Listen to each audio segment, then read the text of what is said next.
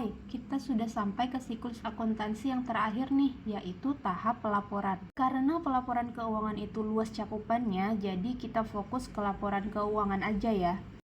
Laporan keuangan lengkap itu ada laporan laba rugi, laporan perubahan ekuitas, neraca, laporan arus kas, dan catatan atas laporan keuangan. Kita bahas laporan laba rugi dulu ya. Laporan laba rugi atau biasa yang disebut income statement atau profit and loss statement adalah laporan yang menyajikan informasi pendapatan, beban, serta keuntungan atau kerugian yang dihasilkan perusahaan selama periode tertentu, misalnya 1 bulan atau 1 tahun.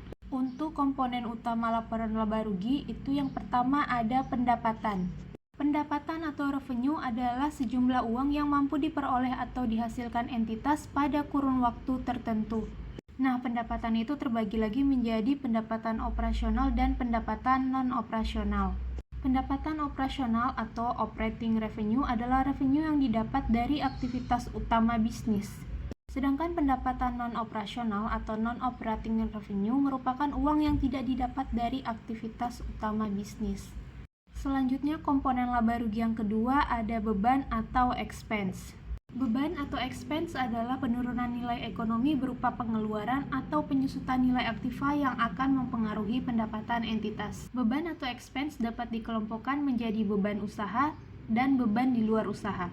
Beban usaha atau beban operasional adalah beban yang berasal dari kegiatan utama perusahaan.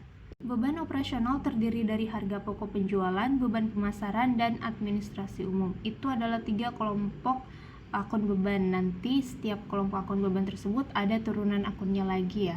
Beban di luar usaha atau biasa yang disebut beban lain-lain adalah beban yang tidak berasal dari kegiatan utama perusahaan. Misalnya seperti beban bunga bank. Komponen laporan laba rugi yang ketiga ada keuntungan atau biasa disebut laba atau profit, yang menurut KBBI adalah selisih lebih antara harga penjualan yang lebih besar dengan harga pembelian atau biaya produksinya.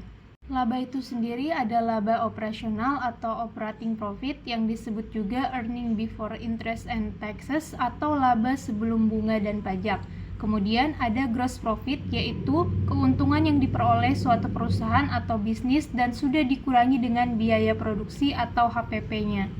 Kemudian ada net profit atau laba bersih, yaitu nilai yang tersisa dari pendapatan dikurangi semua beban usaha termasuk bunga dan pajak. Selain ada laba atau keuntungan, tentunya ada kerugian atau loss, yaitu terjadi ketika biaya akuntansi melebihi total pendapatan yang diperoleh. Laporan laba rugi dapat disajikan dengan 2 metode, yaitu yang pertama metode kas. Langkah-langkah penyusunan metode kas cukup sederhana. Cukup dengan menghitung uang tunai yang diterima atau dibayarkan.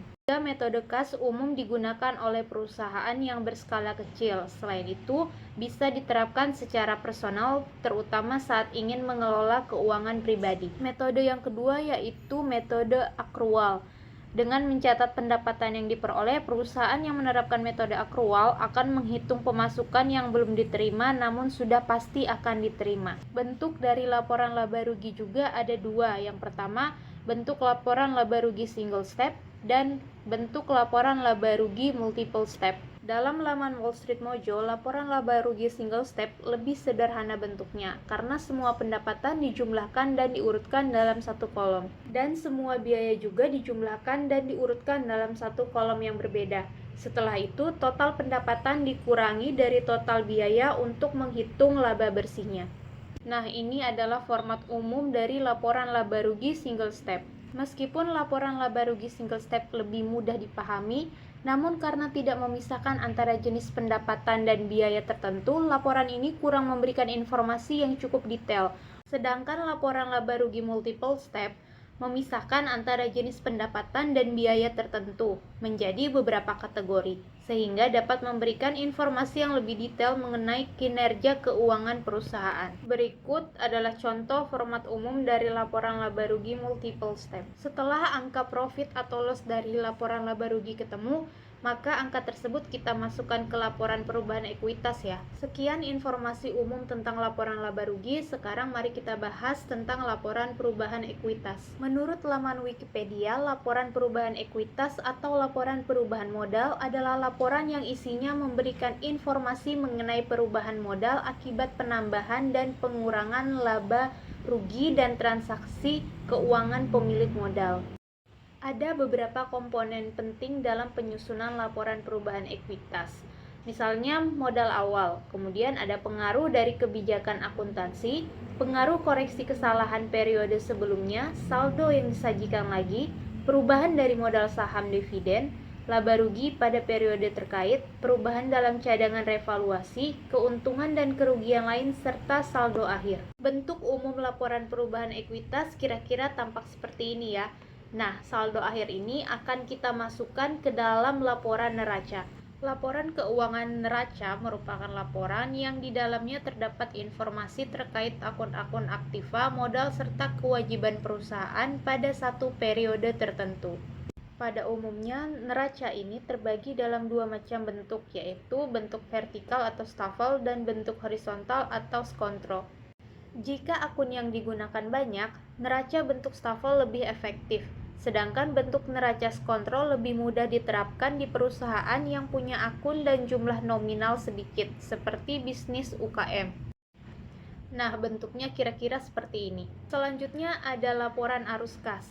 Laporan arus kas atau cash flow adalah laporan yang menyajikan informasi mengenai penerimaan dan pengeluaran kas dalam suatu periode akuntansi. Ada 3 komponen atau jenis aktivitas yang terdapat pada laporan arus kas. Yang pertama yaitu aktivitas operasi atau operating activities. Aktivitas operasi berhubungan dengan kegiatan operasional yang terjadi dalam sebuah perusahaan, baik itu pendapatan ataupun pengeluaran. Bagian pendapatan biasanya akan mencatat pendapatan yang diterima seperti komisi, royalti yang diterima, fee yang diterima, dan sejenisnya. Sedangkan bagian pengeluaran biasanya pembayaran gaji, pembayaran listrik, pembayaran sewa, dan sejenisnya. Kemudian komponen kedua ada aktivitas investasi atau investing activities. Aktivitas investasi biasanya berkaitan dengan akuisisi atau pelepasan aktiva dalam jangka panjang. Akuisisi berkaitan dengan pengeluaran seperti membeli aset tetap, aset jangka panjang, dan juga aset tidak berwujud. Sedangkan pelepasan berkaitan dengan pendapatan seperti menjual saham, menjual tanah, menjual peralatan, dan sebagainya. Kemudian komponen yang terakhir ada aktivitas pendanaan atau financing activities, berkaitan dengan kegiatan pendanaan atau membayar modal. Bagian ini memiliki fungsi untuk mengetahui komposisi modal milik perusahaan, apakah modalnya bertambah atau berkurang karena digunakan untuk mendanai. Arus kas aktivitas pendanaan berkaitan erat dengan modal dan utang yang dimiliki oleh perusahaan. Penyusunan laporan arus kas dapat menggunakan 2 metode, yaitu metode langsung dan metode tidak langsung. Metode langsung atau direct method adalah metode yang berdasarkan buku kas atau bank. Dalam metode ini, aliran kas dari kegiatan operasional akan dibagi menjadi kas masuk dan kas keluar. Kemudian, laporan dilanjutkan dengan kegiatan investasi dan pembiayaan. Metode tidak langsung atau indirect method adalah metode yang tersusun dari 3 elemen, yaitu elemen kas dari kegiatan usaha, investasi, dan kegiatan pembiayaan. Metode ini memerlukan 2 sumber data, yaitu laporan laba rugi dari periode yang berlangsung serta neraca periode dari periode berlangsung dan periode sebelumnya.